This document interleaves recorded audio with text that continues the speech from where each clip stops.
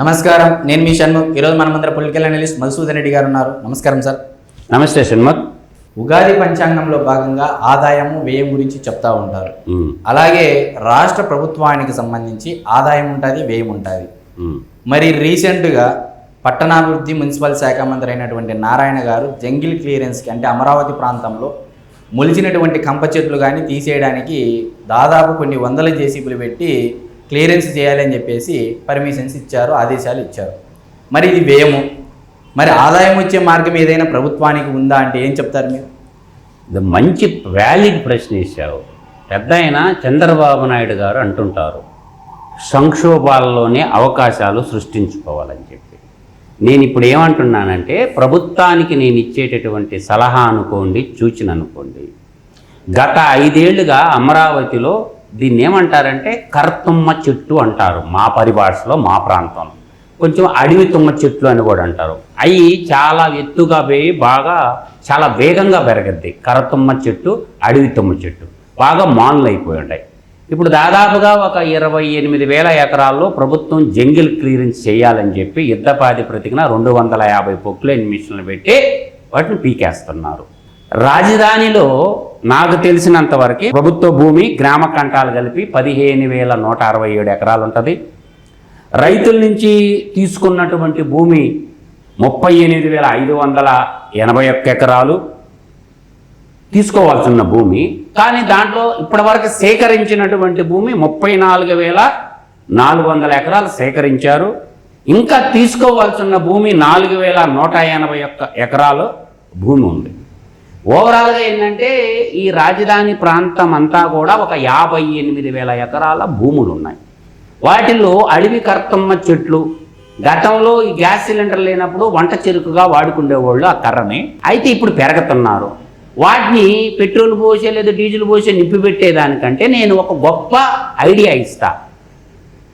నమస్కారం మంత్రివర్యులకి, పొంగూరు నారాయణ గారికి ఆయనకి చెప్తున్నా. ఇప్పుడు ఏం చేస్తారంటే ఒక క్రషింగ్ మిషన్ వచ్చింది. ఆ చెట్లన్నీ ఆ మిషన్లో వేసేస్తే చిన్న చిన్న చిన్న ముక్కలుగా కట్ చేసి పారేస్తుంది. అప్పుడు మనకి కొన్ని వేల టన్నులు ఈ పౌడర్ పడిపోద్ది చిన్న చిన్న ముక్కలుగా. అంటే ఆ కంప చెట్లన్నీ ఒక క్రషర్ ఉంటుంది అన్నమాట. ఆ క్రషర్లో పెట్టేస్తే ఏం చేస్తుందంటే చిన్న చిన్న చిన్న చిన్న ముక్కలుగా కట్ చేస్తుంది.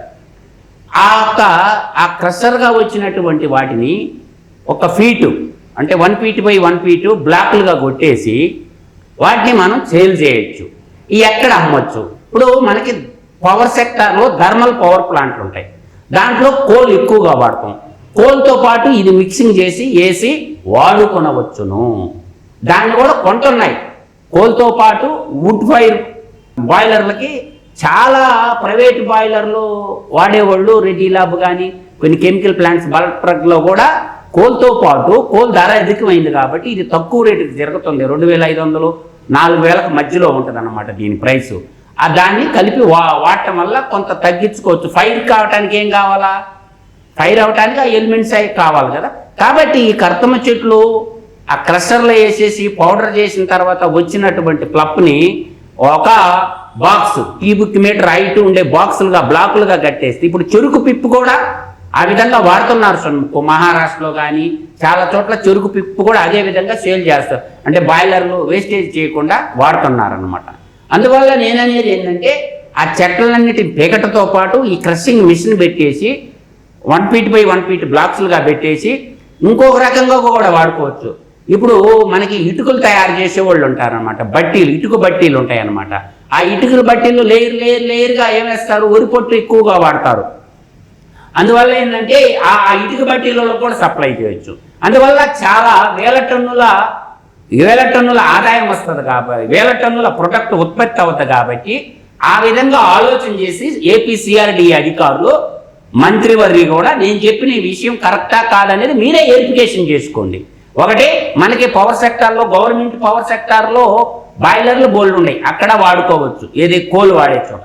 రెండోది ఎక్కడ చెప్తున్నాను, ఇటుకలు తయారు చేసేటటువంటి ఇళ్ళు నిర్మాణంలో వాడి ఇటుక బట్టీలు ఉంటాయి, మట్టితో తయారు చేసిన ఇటుక బట్టీలకి సప్లై చేయొచ్చు. మూడవది ఏంటంటే ప్రైవేట్ కంపెనీలో మనకి నక్కపల్లి దగ్గర, ఇప్పుడు శ్రీకాకుళం జిల్లా, విజయనగరం జిల్లా ఎక్కడైతేనేమో బాయిలర్స్ ఉంటాయి, అధికంగా 24 అవర్స్ కంటిన్యూగా రన్ చేయాలి. అక్కడ ప్రైవేట్ కంపెనీలకు ఇచ్చినా తీసుకుంటారు. దాని మార్కెట్ ధర 2,500 నుంచి 4,000 రూపాయల దాకా దాని మార్కెట్ ధర ఉంది. కాబట్టి ఆ పీకేటటువంటి అడవి తుమ్మ చెట్ల అని ఆ కర్తమ్మ చెట్లు కానీ వాటిని క్రషింగ్ చేసి 1 ఫీట్ బ్లాకులుగా వాడుకొని ఇంధన సరుగ్గా వాడుకునేటటువంటి అవకాశం ఉంది. ఆ విధంగా రాష్ట్రానికి పెట్టిన ఇప్పుడు వేయం పెడతారు కదా, 250 పొక్యులేషన్ మిషన్లు పెట్టి నెల రోజులు తీస్తున్నారంటే ఎంత కంప పోగా వద్ది. ఇవాళ పత్తి కంపెనీ అదే విధంగా వాడుతున్నారు, చెరుకు పిప్పిని అదే విధంగా వాడుతున్నారు.